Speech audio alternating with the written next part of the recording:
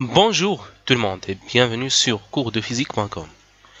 Après avoir vu le dessin qu'on a vu précédemment dans le cours qui précède concernant les intégrales de Riemann, on a vu la somme de Darboux, la somme de Darboux supérieure, la somme de Darboux inférieure et la somme de Darboux et la somme de Riemann, je veux dire. Ici, on va voir un exemple qui est très important et très intéressant pour ce qui concerne une application directe de ce qu'on a vu avant, des sommes qu'on a vues. D'abord, je vais noter un résultat qui est très important, c'est que si f, ce résultat c'est ce qu'on va utiliser dans des exercices, c'est pour la détermination de certaines limites qui sont impossibles de les calculer sans avoir recours à ce résultat que je vais écrire maintenant. C'est-à-dire que le seul moyen de les calculer, c'est ce résultat que je vais écrire maintenant. Si f est borné, c'est-à-dire on va calculer des limites moyennant d'une intégrale. Si f est borné sur AB, eh bien, à partir de ce moment-là, je peux dire et on peut oser dire que l'intégrale de a jusqu'à b de f de x dx, ou le sens contraire, c'est la limite quand n tend vers plus infini de b-a sur n.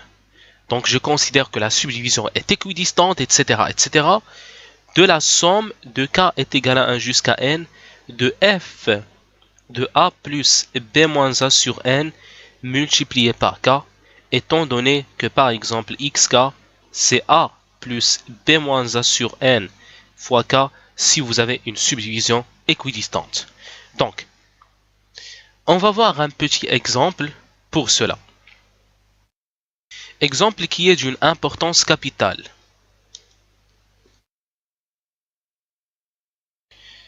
Exemple, calculez-moi la limite quand n tend vers plus l'infini de la somme de k égale à 1 jusqu'à n de 1 sur n plus k.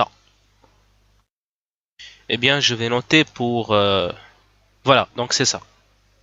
Donc la première des choses à faire, c'est d'essayer de prendre l'intervalle adéquat.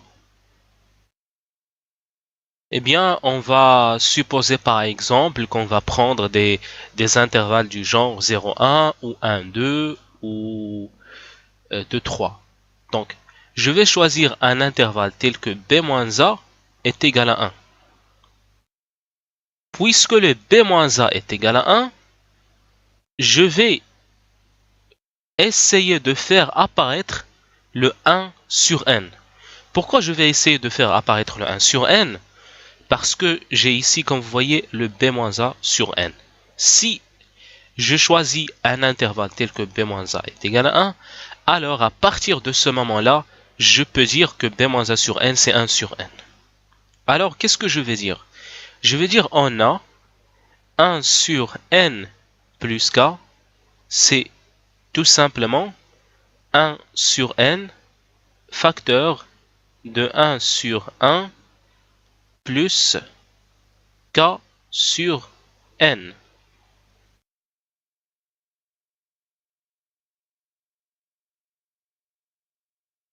Donc entre parenthèses, qu'est-ce que j'ai fait? J'ai multiplié, j'ai divisé, j'ai multiplié ça par 1 sur n et en haut par n, c'était n plus k. Et j'ai divisé ici par n, par n, par n.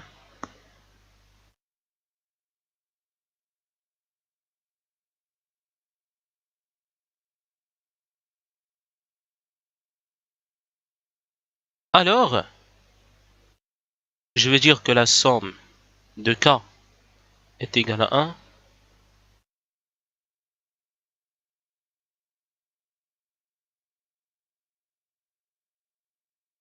J'ai pu sortir le 1 sur n parce qu'il ne dépend pas de k. Alors, on va avoir des cas, donc je vais considérer beaucoup de cas pour que vous compreniez cela. Donc, premier cas, je vais considérer mon intervalle, premier cas, je vais considérer que l'intervalle AB est égal, par exemple, 0,1. Eh bien, si l'intervalle AB est égal à 0,1, puisque xk c'est A plus B moins A sur n fois k, alors à partir de ce moment-là, je peux dire que xk c'est tout simplement k sur n. Donc, ici, je peux écrire que cette somme, c'est tout simplement 1 sur n. La somme de k est égale à 1 jusqu'à n de 1 sur 1 plus xk. Ici, j'ai trouvé mon xk.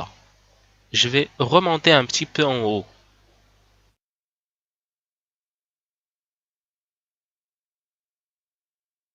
Ici, j'ai la somme de k est égale à 1 jusqu'à n de f de a plus b moins a sur nk.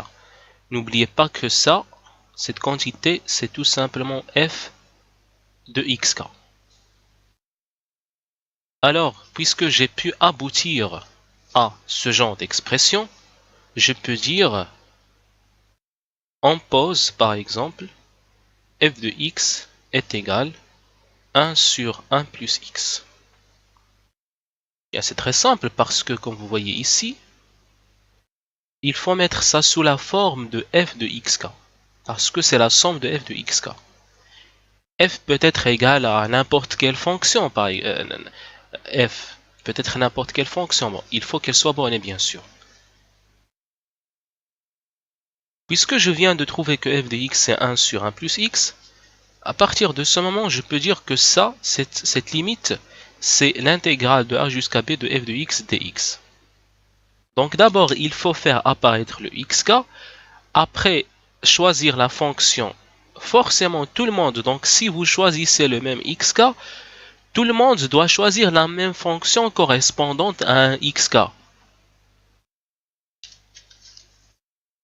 Alors je peux dire que la limite, quand n tend vers plus infini, de la somme de k est égale à 1 jusqu'à n de 1 sur n plus k, est égale à l'intégrale de 0 jusqu'à 1, l'intégrale, puisque j'ai choisi l'intervalle, c'est 0, 1, alors l'intégrale de 1 sur 1 plus x, la fonction que j'ai trouvée, qui est égale à, bien ça c'est très simple, c'est le logarithme népérien de 2.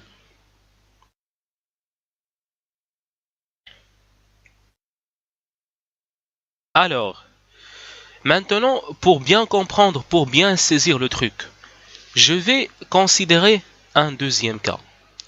Eh bien, le deuxième cas que je vais considérer,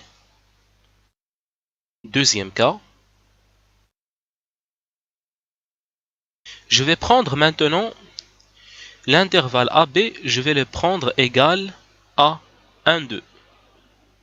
Eh bien, certaines, ils vont me dire, eh bien, je vais trouver un autre résultat. Non, on va trouver le même résultat et vous allez voir la beauté des mathématiques et la magie des mathématiques. Ici, qu'est-ce que en effet j'ai? Puisque j'ai déjà mis 1 sur n en facteur, donc j'ai 1 sur n la somme de 1 sur 1 plus k sur n. Alors qu'est-ce que je vais essayer de faire? Avec cet intervalle AB qui est égal à 1, 2, je vais essayer de déterminer le xk. Puisque le xk c'est a plus b moins a sur n multiplié par k, alors le xk maintenant c'est 1 plus k sur n exactement. Alors cette quantité c'est xk. Donc cela veut dire que c'est 1 sur n la somme de 1 sur xk. À partir de ce moment-là, je peux poser f de x égale à 1 sur x. Il suffit juste de remplacer le xk par x. Dès que vous trouvez le xk, il faut le remplacer par x. Donc je peux dire que la limite de la somme, la limite quand n tend vers plus infini de la somme de k est égale à 1 jusqu'à n, de 1 sur n plus k, alors ça c'est l'intégrale, c'est pas de 0 jusqu'à 1, mais de 1 jusqu'à 2 de dx sur x, qui est égal aussi à ln2. Alors vous voyez ce qui a compensé le fait de choisir l'intervalle est égal à 1, 2, c'est tout simplement ces bornes, en toute simplicité. Bon, ce qui a compensé le fait, donc ce qui a compensé le fait de choisir que AB est égal à 1, 2, c'est le fait que xk maintenant devient 1 plus k sur n. Donc, quand vous ajoutez, avant j'avais 0, 1. Quand j'avais 0, 1, le xk était k sur n. Là, j'ai ajouté 1, le xk devient 1 plus k sur n. Eh bien, on va remarquer quand on va ajouter un autre 1 ici, c'est-à-dire que si je prenais 2, 3, eh bien, on va obtenir le xk est égal à 2 plus k sur n, et on va voir. Maintenant, le troisième cas,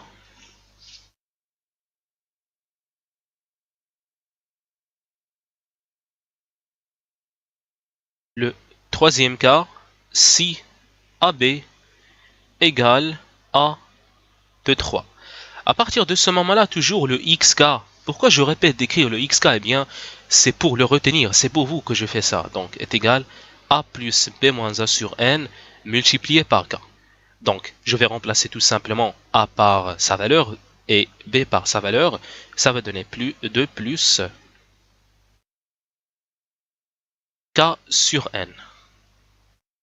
Alors ici, je remarque que j'ai 1 sur N, la somme de 1 sur 1 plus K sur N. Eh bien, je vais essayer de faire apparaître ce xk ici. Eh bien, qu'est-ce que je vais faire? Je vais faire que ça égale à 1 plus k sur n. On est bien d'accord. Ainsi, le 1 plus k sur n que j'avais, c'est tout simplement xk moins 1. Donc, ici, ce 1 plus k sur n, je vais le remplacer par xk moins 1. 1 sur n, la somme de 1. Désolé, ici j'ai oublié le banc. 2k est égal à 1 jusqu'à n. 2k est égal à 1 jusqu'à n. Attention, attention, parce que si j'oublie le banc, ce n'est même pas une somme, c'est une série. C'est une série. Attention, attention, attention. Voilà, donc ici j'ai ça. Donc 1 sur n, 2k est égal à 1 jusqu'à n. De 1 sur 1 plus k sur n. Alors à partir de ce moment-là, je peux dire que ça, voilà, c'est pas à partir de ce moment-là, mais non, je peux dire que c'est 1 sur n, la somme de k est égale à 1 jusqu'à n, de 1 sur xk moins 1. Alors à partir de ce moment-là, je vais prendre f de x égale à quoi? Donc je remplace le xk par x, c'est 1 sur x moins 1.